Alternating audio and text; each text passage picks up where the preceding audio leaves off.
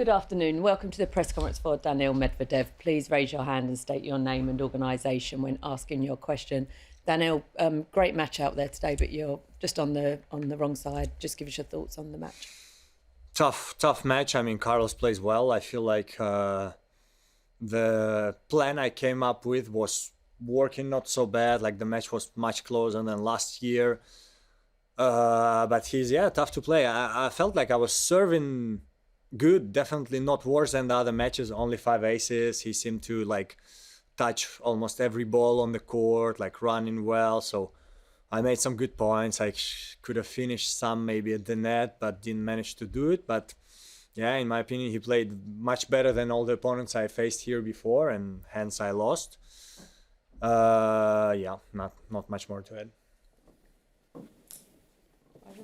Hi Daniil, Fazan here from Quality Shot. What were your tactics going into the match? As you mentioned about coming to the net, you came to the net 53 times, 63% of those points you won. So your thoughts on that? Yeah, as I say, a lot of points at the net. I feel like I could have done better from one side of you, and from the other side of you, I think there would be maybe 1, 2, 3 players, him, Dominar, maybe someone like Tommy Paul, who could get to this balls that I was like, the volleys were not terrible, but just, he's very fast, good on the passing shot. So that was not the plan, like to come to the net, but that's grass court. So the plan was to not give him too much free time, because when he has free time, he hits a winner. So to try to press him. And again, I feel like the plan itself, I was playing well, and just it was not enough anyway. Charlie? Hey, Daniil. We spoke the other day about the challenge of playing Sinner and then Alcaraz. You've had some tough defeats against both this year. You talked about you just want to keep fighting against them. Is that kind of what you'll take away from this when you go and think about how you can turn, beat Sinner already, but turn some of these tough defeats into wins? 100%. Look, grass is not my favorite surface, but I was playing pretty well here this 2 weeks, pretty well last year. And the match against Carlos was much closer than last year. Last year I went out from the match and I was like, wow, that was a semi-final, 1 hour 30 or something like this, very fast, and like he crushed me off the court. And today I felt like that was not the case. I felt like I was much closer, was just a little bit worse in some important points, important moments, but experience, all of this is experience. There, Sinner, Alcaraz, Djokovic, some other guys, tough opponents, tough players, and I'm gonna try to raise my level next time I play Carlos. Try to do something new, something better. Yeah, definitely have more chances on hard courts, but not India was something different. Is it playing both of them at the same, 2 of the 3 at the same event? How hard, you said? Yeah, how tough is it? I think in a way it can even help you, because when you play one of them and then you play the other one, because you got this kind of same intensity, same meaning of the match, it can help you in the next one because you're already ready for this level. And I think it did help me, the match with Yannick against Carlos today. That's why I was, straight away there, won the first set. So I think... well, it's tricky because they're two maybe of the best players in the world, like 2 of 3. So from one point of view, you don't want to play them. You want to play someone else. But if you have to play them both, it helps to play one of them first, I think. Neil? Right, Daniil, there's an incident in the first set where the umpire judged that the ball wasn't up on your side. What was your view of it, and what did you say to her? Yeah, I mean, I don't know if it was double bounce or not. I thought no, but it was tricky. The thing is that once, long ago, Roland Garros against Cilic, I lost, and she didn't see like there was 1 bounce. And so I had this in my mind, so I thought again, against me. I said something in Russian, not unpleasant, but not over the line, and so I got a code for it. Worse than small cat? No. I would say small cat, the words are nice, but the meaning was not nice. Here the meaning was better. Really? On that same incident, did you have any concerns you might be defaulted because of what you said? Not at all, because I didn't say, as I said, I didn't say anything too bad. The thing is that I think it would be so much easier with the challenge system to just because the challenge system shows a bounce. So if there was a bounce, it would show it.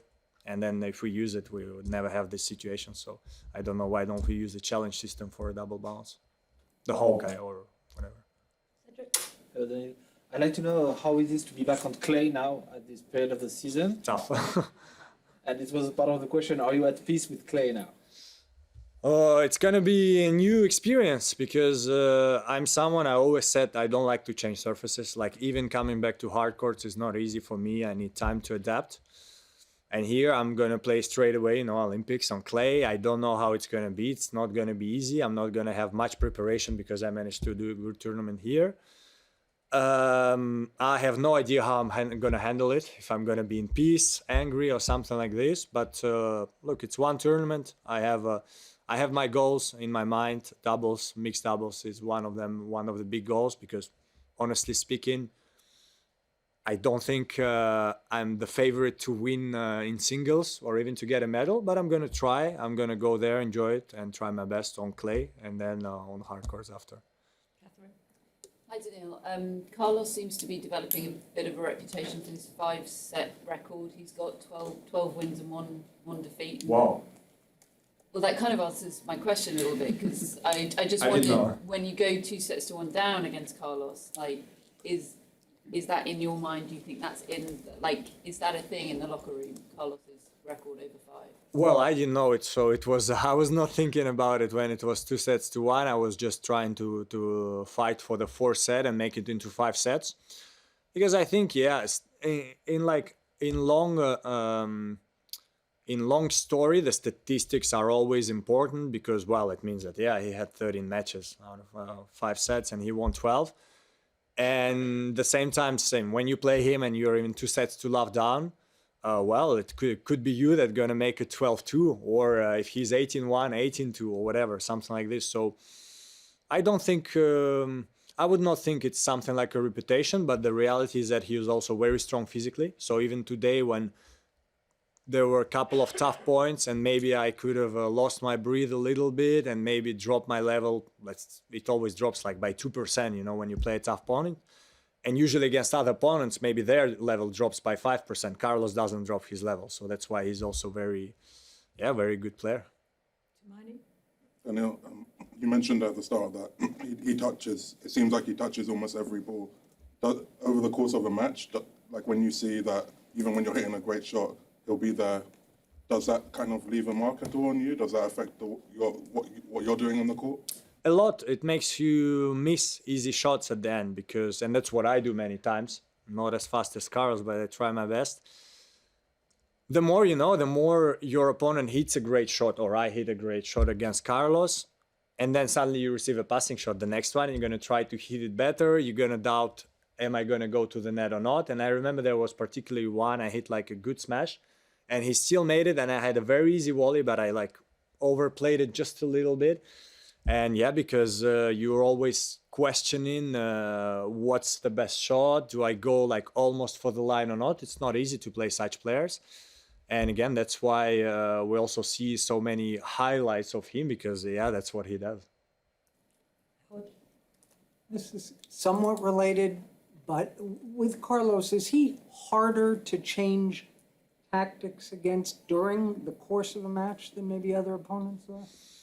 Well, in a way, because the thing is that he imposes his game so much and he has the ability to do it because of his power that, as I say, I feel like I was doing the right thing. And then sometimes by doing the right thing, I would still get 3 winners in the game on my serve and that's a break. So, you're questioning yourself a lot because, the return position, today I returned pretty close to the line, I would say.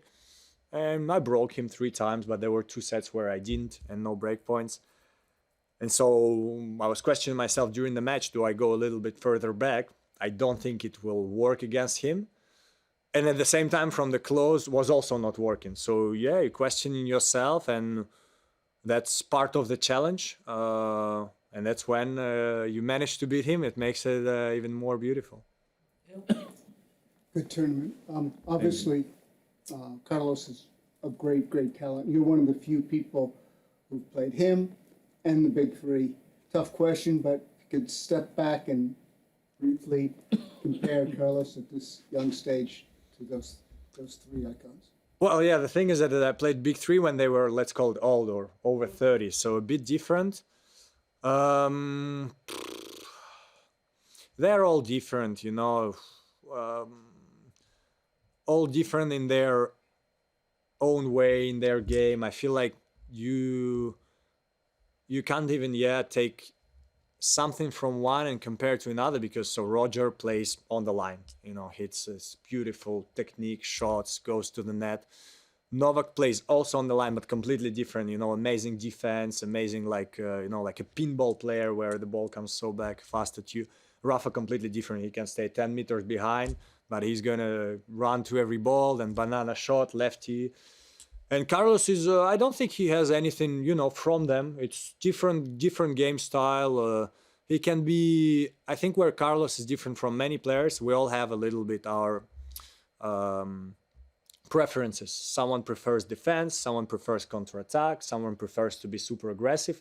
He can do all of it, you know. He can sometimes slice, even bet slice, and then run and try to win like this. But then when you hit him many times, when guys do this, you can play with them, you can hit them the easy shot back and they don't want to attack, but that's not Carlos. Hit him easy shot, you know, it's over for you. So that's what makes it tough, and probably in my career he's toughest opponent I have faced, but I have time to try to do better.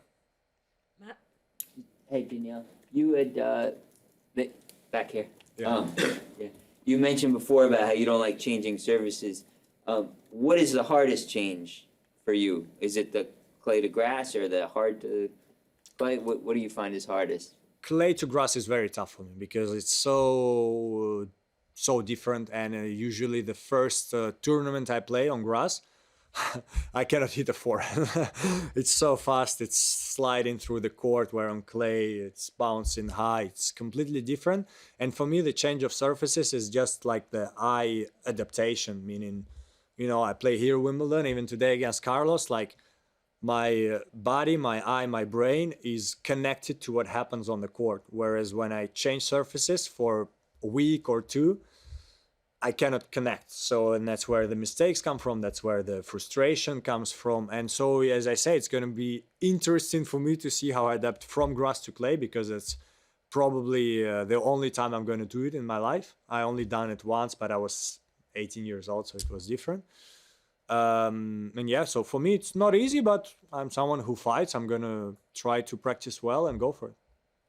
Okay, I think we'll wrap up there. Thank you very much. Thank you, everyone. See you next tournaments.